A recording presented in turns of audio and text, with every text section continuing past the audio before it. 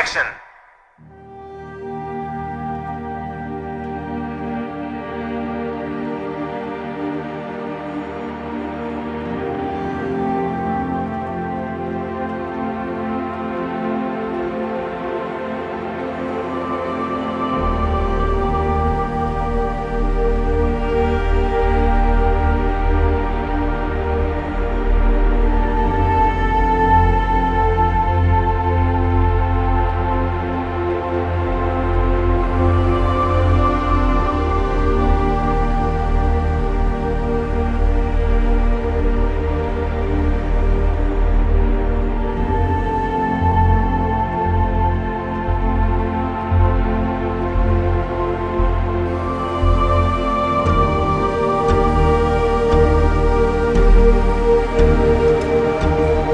Oh, comme elle est belle, la Venise. Trop cher, sinon je tournerai les vidéos avec. Mais le problème de tourner des vidéos avec ça, c'est qu'on verra bien mes rides. Vu la définition, on verra bien que je suis vieux. Et quand il y a moins de définition, on voit moins que je suis vieux, en fait, compte. Pas quoi vous dire. Tout ce que vous voyez dans les films, tout ce que vous voyez dans les spots télé, tout ce que vous voyez partout dans les séries télé, c'est grâce notamment à ça. Une Luma et la Sony Venice, utilisées partout à Hollywood, en France, dans le monde entier. Partie de ces moyens de captation quasi inévitables dans la profession. Et vous saurez tout à l'heure pourquoi est-ce que quelquefois on filme en 6K ou en 8K, alors qu'au final c'est du 2K ou du 4K. Vous saurez pourquoi est-ce qu'on filme avec la plus grosse définition possible. On va tout vous expliquer, justement. Il y a un truc qui me fait rêver depuis des années, et vous le savez si vous regardez la chaîne. Là voilà, bonjour. Bonjour. Tu vas bien? Je vais bien. Bon, écoute, tu t'appelles comment? Alors, je m'appelle Jean-Yves Martin. Ouais. Et je travaille chez Sony, je suis spécialiste produit, et en particulier de tout ce qui est création de contenu. Et, voilà. Et pour créer du contenu, tu as besoin de... Et de caméra. Il faut, la lumière c'est bien, c'est la base, mais après il faut la faire rentrer dans la boîte. Donc pour ça, Sony fabrique des capteurs, et autour des capteurs, on fabrique des caméras, parce qu'un capteur tout seul, on a remarqué, c'est pas très pratique. Donc on s'est dit, il fallait un petit peu habiller le truc, et donc on a commis ça. Sony a commis cette caméra. Alors ça, c'est le fruit en fait d'une évolution technologique qui a commencé il y a fort longtemps. Sony est l'inventeur de la caméra numérique, avec Star Wars dans les années 2000. Premier caméscope HD. 2K, équivalent 2K, qui ont tourné le premier Star Wars, un des premiers Star Wars, en numérique. Et puis bon, il y a eu toute une évolution, je vous passe ces détails, pour arriver à cette caméra Venice, qui est l'aboutissement, en fait, de tout un cheminement vers le cinéma, le rapprochement de la vidéo vers le cinéma. Et cette caméra, elle a hérité, en fait, de toute la science couleur qui a été développée dans les années 2010, pour pouvoir se rapprocher le plus possible du cinéma, et même dépasser ce que le cinéma est capable de faire. C'est-à-dire, on peut le mot dépasser, parce que les gens qui nous regardent, il y a beaucoup d'amoureux de l'argentique, tu sais. Non, mais ça n'a rien à voir. Le fait d'être amoureux d'une granulité de l'image, d'une texture, d'une vie dans l'image, c'est un romantisme qui est particulier, qui est attaché au film. Mais le fait de pouvoir apporter plus d'informations dans une vidéo, dans un format de fichier avec le numérique, maintenant on est en format de fichier, on n'est plus en argentique, ça va permettre justement en post-production aller chercher des choses que même en film c'est pas possible de faire. Donc et ça, on a couru après le film jusqu'en dans les années 2015, on va dire, 2010-2015, et depuis ces années-là, en termes de résolution, en termes de sensibilité, en termes de dynamique, on a dépassé ce qu'une pellicule est capable de faire. Sans granularité, je veux dire, si tu peux filmer en basse lumière sans trop de granularité. Exactement. Tu filmes en 4K en quoi avec ça? Le capteur, il est 6K sur cette caméra-là, dans un format 24-36. 24-36, c'est le format emblématique de la photo. Yes. Voilà. Donc on a mis du temps à être capable de faire des capteurs aussi grands. On appelle ça les large format sensors. Et donc maintenant, Sony, depuis 7 ans, avec la caméra Venice 1, on a développé le grand format, qui est hérité des alpha. Je ne sais pas si vous avez suivi l'histoire, mais Sony a développé une belle collection d'appareils photo alpha en 24-36. Et donc après ça, on a décidé d'harmoniser toute notre gamme dans une famille qui s'appelle Cinemaline, qui démarre à l'alpha et qui finit avec la Venice 2.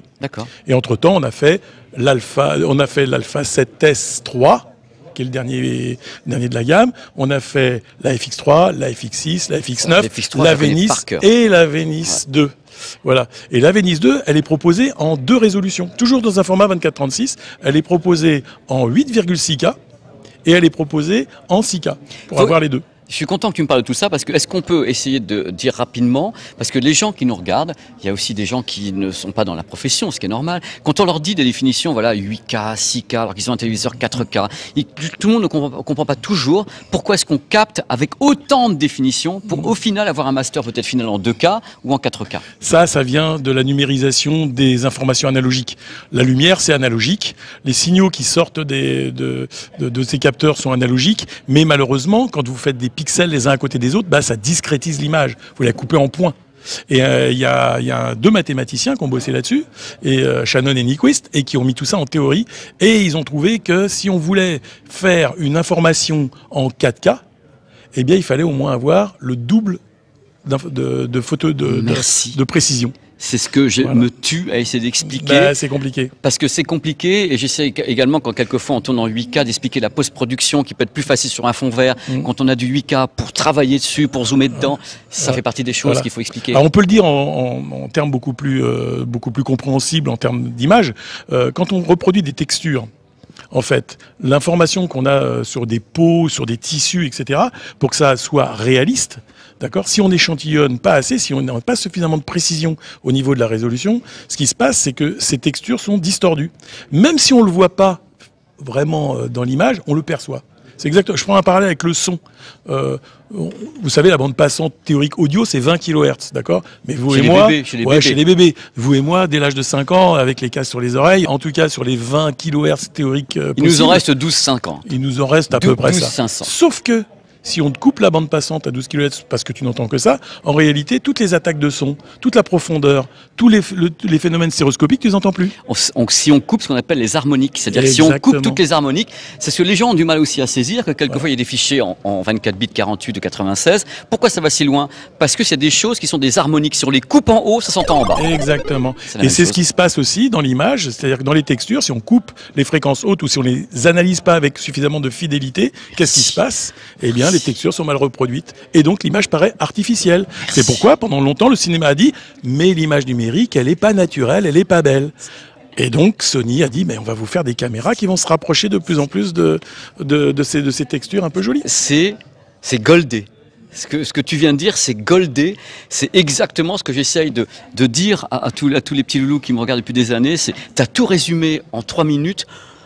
Waouh, je suis super content de l'avoir interviewé. T'as bien fait de venir alors du coup. Mais j'étais content de venir déjà là-bas, je savais pas que j'allais te rencontrer.